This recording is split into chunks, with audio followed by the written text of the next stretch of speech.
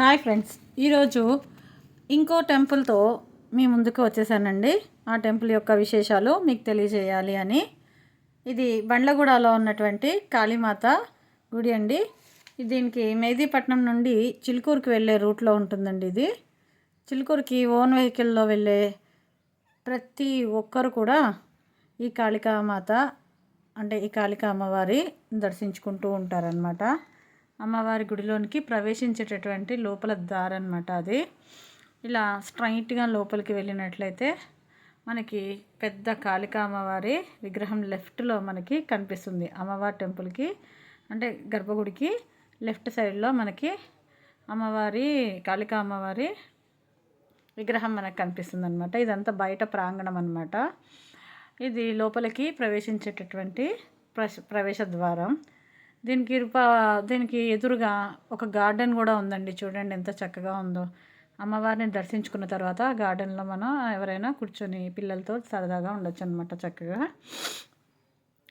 గర్భగుడిలో అంటే గుడి ప్రాంగణం లోపలికి ప్రవేశించాము.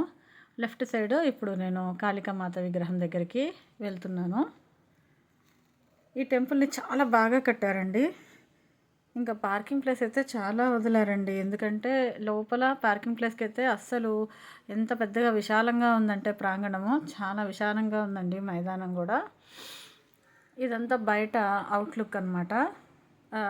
గాలి అంటే గుడి గోపురం మీద కూడా మనకి మొత్తం విగ్రహాలన్నీ చాలా చక్కగా చెక్కబడి ఉన్నాయన్నమాట. ఆర్కిటెక్చర్ అంతా చాలా బాగుందండి. ఇంకా ఈ లోపల చూసారు కదా పైన ఏ విధంగా ఉందో. రూఫ్ అంతా చాలా బాగా ఉందన్నమాట. ఇక్కడ బోనాలు ఎక్కువగా చేస్తారట. ఆరి మైసమ్మ అని కూడా పిలుస్తారనమాట. ఆరి మైసమ్మ అని చెప్పేసి ఇక్కడ బోనం ఎత్తి అమ్మవారికి సమర్పించుకుంటూ ఉంటారు. ఇది ఎదురుగా ఉన్నటువంటి మెయిన్ రోడ్కి ఎదురుగా ఉన్నటువంటి గేట్ అండి. బంగారు పుత్తుతో ఉంటుంది. లోపల విగ్రహం చూడండి బంగారు పుత్తుతో ఎంత చక్కగా ఉందో అమ్మవారి విగ్రహము. ఎదురుగా ధ్వజస్తంభము బంగారు పుత్తుతో ఉంటుందన్నమాట. చాలా చాలా బాగుందండి. గుడి యొక్క అంటే స్తంభాలు దాని మీద శిల్పకళ కూడా చాలా చక్కగా, ఆర్కిటెక్చర్ కూడా చాలా చక్కగా సింపుల్గా ఉందండి. అమ్మవారి దర్శనార్థము ఇప్పుడు మేము ఇక్కడ ఇదే వరుసలో మేము నిల్చున్నాము.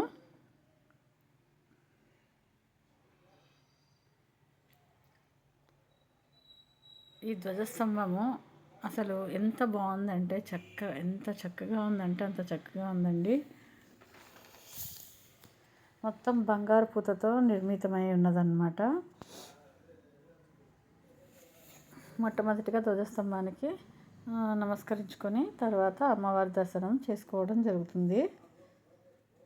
అదేవిధంగా ఆ ఎదురుగానే దాని పక్కకి ఎడమ సైడ్లో లెఫ్ట్ సైడ్లో అంటే కాళికామాత అమ్మవారికి లెఫ్ట్ సైడ్లో చూస్తున్నారు కదా, అక్కడ నందీశ్వరుడు మరియు శివుడు ఉన్నారండి. ఇక్కడ అమ్మవారి దర్శనం అయిపోగానే అక్కడ నందీశ్వరుడిని మరియు పరమేశ్వరుడిని దర్శించుకోవడానికి వెళ్తారు. స్తంభాల మీద చెక్కినటువంటి శిల్ప నైపుణ్యం చూడండి ఎంత అందంగా ఉందో. చుట్టూ పైన రూఫ్ కూడా ఎంత చక్కగా నిర్మించారు. అమ్మవారిని అయితే డైరెక్ట్ ఫోటో తీయనియట్లేదండి. అందుకని ఫోటో తీసే అవకాశం మాకు దొరకలేదు. అప్పటికే ఇంకా రద్దీ ఎక్కువ అవుతూ ఉందన్నమాట. ఇక్కడ నందీశ్వరుడు మరియు పరమేశ్వరుడు లింగ రూపంలో ఉంటారనమాట. లింగ రూపంలో పరమేశ్వరుడు పక్కన నందీశ్వరుడు ఉంటారు. అటు పక్కకే లింగం పక్కనే విఘ్నేశ్వరుడి విగ్రహం కూడా పెట్టారు. ఇక్కడ అమ్మవారిని దర్శించుకున్న తర్వాత ఇక్కడికి వచ్చి పరమేశ్వరుని దర్శనం కూడా చేసుకుంటారు అందరూ. నందీశ్వరుని చెవిలో ఏదైనా చెప్పినట్లయితే అది పరమేశ్వరునికి చేరవేస్తారంటండి. అందుకే చాలామంది నందీశ్వరు కొమ్ముల్లో నుంచి పరమేశ్వరుడిని చూస్తే ఆ లింగాన్ని చూస్తే ఆ లింగం కనపడితే మోక్షం లభిస్తుంది, చేసిన పాపం పోతుంది అని అంటారు.